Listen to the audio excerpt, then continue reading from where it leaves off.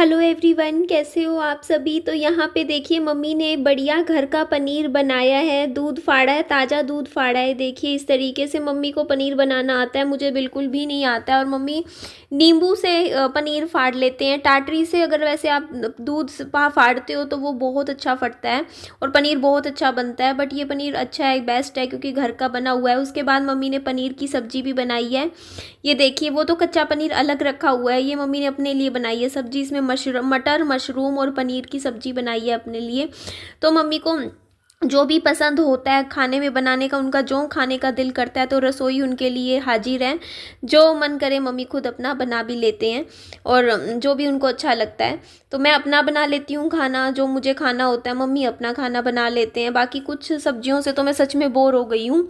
आलू मटर, मैं बोर हो गई हूँ आलू मटर की सब्जी से, क्योंकि इतनी बार बना ली आलू मटर सोयाबीन की। अब तो कुछ और खाएंगे भाई, कुछ और बनाऊंगी। मैं बहुत बोर हो गई हूँ। और एक बात और मुझे आप लोगों को बोलनी थी कि आप लोगों के ना, आज मैं 2021 में यूट्यूब पे आई थी। फरवरी 2021, 1 फरवरी 2021, मुझे तारीख भी अच्छे से याद है, जब मैंने अपना पहला वीडियो यूट्यूब पर पोस्ट किया था।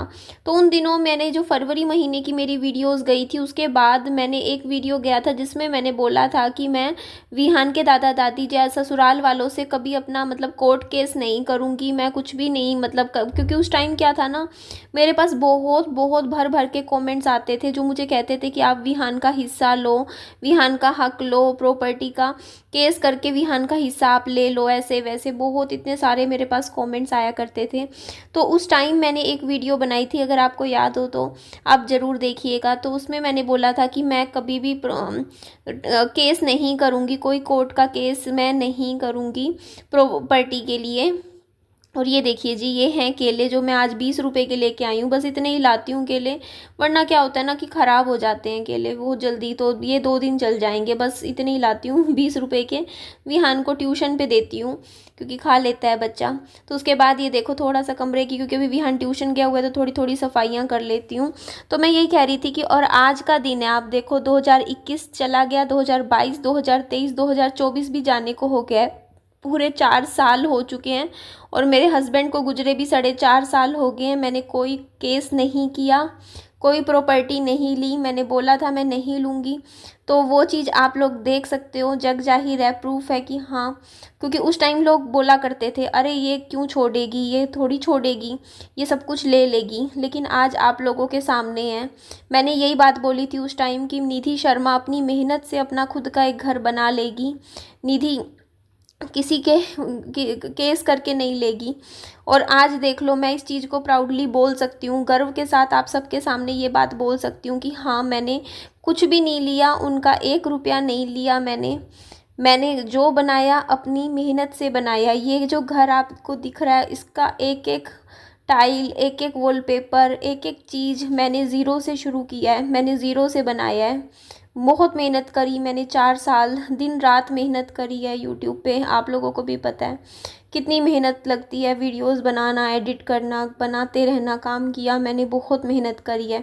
तब जाके ये एक कमरे का घर मैंने बनाया है। लेकिन हाँ, इतना ज़रूर कहूँगी कि जो बोला था वो किया भी मैंने। मैं जब यूट्यूब पे आई थी मैंने कहा था ना कि खुद से कर लूँगी, छोटा सा ही सही, बस रहने के लिए तो ठिकाना इतना ही काफ़ी होता है। क्योंकि हमें सोने के लिए क्या चाहिए होता है, एक बिस्तरा ही चाहिए होता है, एक बेड चाहिए होता है, बस। और क्या चाहिए होता है। इंसान देखो, अपनी जो वो होती है ना इंसान की जो इच्छाएं होती हैं वो तो कभी भी ख़त्म नहीं होती है। इंसान हमेशा यही सोचता है आज एक कमरे का घर है, कल को 2 कमरे का घर हो जाए। कभी जिसके पास 2 कमरों का घर होगा वो सोचेगा 4 कमरे का घर मिल जाए हमें। जिसके पास एक घर होगा बड़ा, वो सोचेगा हमारे पास एक प्लॉट और हो जाए, एक ज़मीन और हो जाए। इंसान की जो इच्छाएं हैं ना, वो उसका कभी कोई एंड है ही नहीं। वो कभी भी कहीं भी संतुष्ट होता ही नहीं है। उसे कुछ भी मिल जाए वो उसमें और की इच्छा हमेशा रखता ही है। चाहे वो मैं हूँ, चाहे आप हो, कोई भी हो, इंसान की ये प्रवृत्ति है। तो उसमें बस इतना बोलना चाहूँगी कि बस जो भी है, बस मेहनत से कमाओ तो बहुत बढ़िया है। थोड़ा भी और बरकत होती है। और इंसान मेहनत से चाहे 10,000 रुपये भी कमाता है ना, तो उसको खुशी होती है कि चल हमने अपनी मेहनत से कमा के हम अपना खा रहे हैं, अपना कर रहे हैं और सेल्फ़ रिस्पेक्ट के साथ अपनी ज़िंदगी जी रहे हैं। तो यही लाइफ होती है ना जी।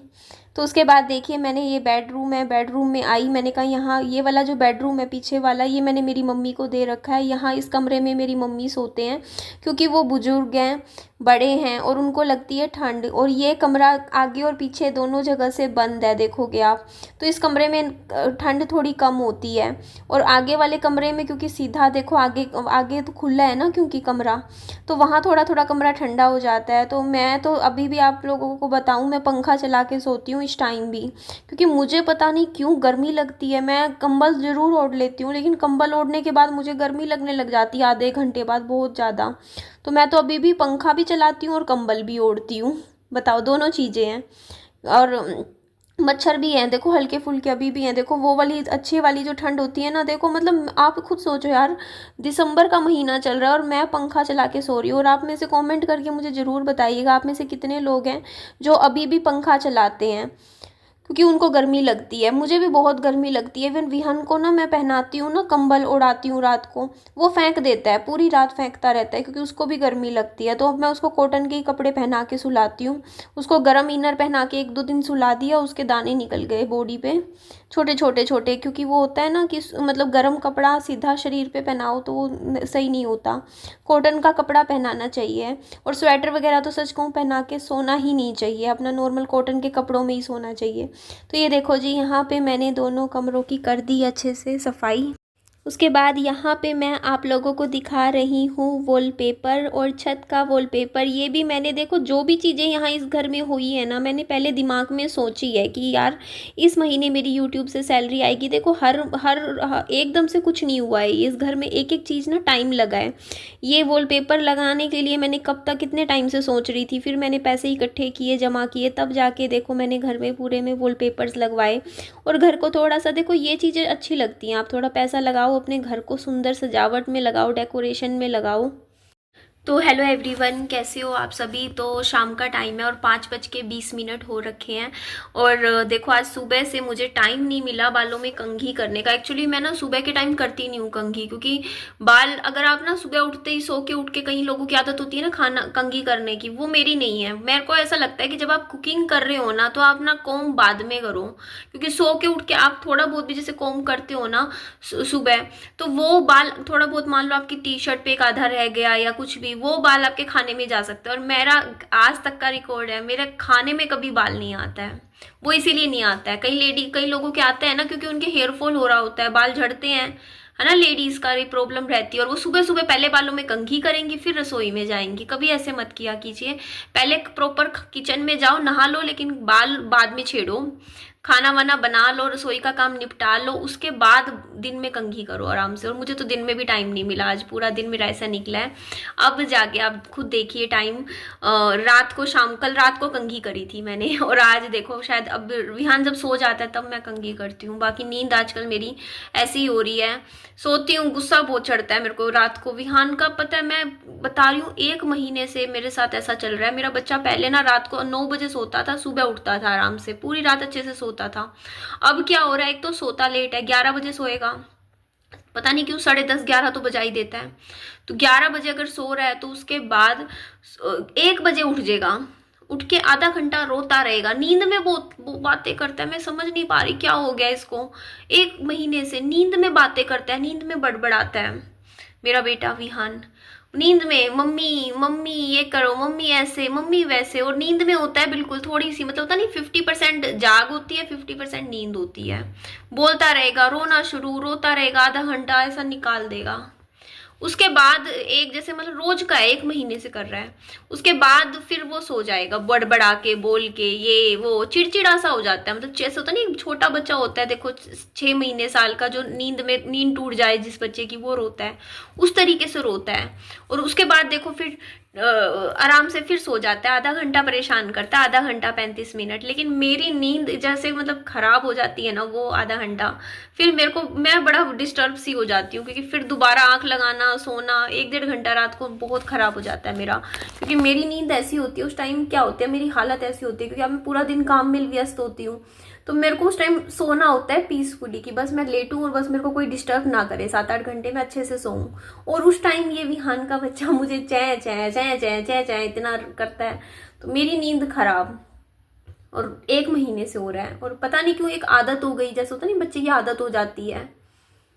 क्या करूं मैं बस कोई उपाय हो आप लोगों के पास तो मुझे कमेंट करके ज़रूर बताइएगा। कोई नुस्खा हो, नुस्खा दादा दादी पर दादी टाइप का, कि हाँ ऐसा कर लो फिर बच्चा ऐसे नहीं करेगा। मतलब पक्की नींद क्यों नहीं सो रहा है, मुझे समझ नहीं आ रहा है मेरा बेटा।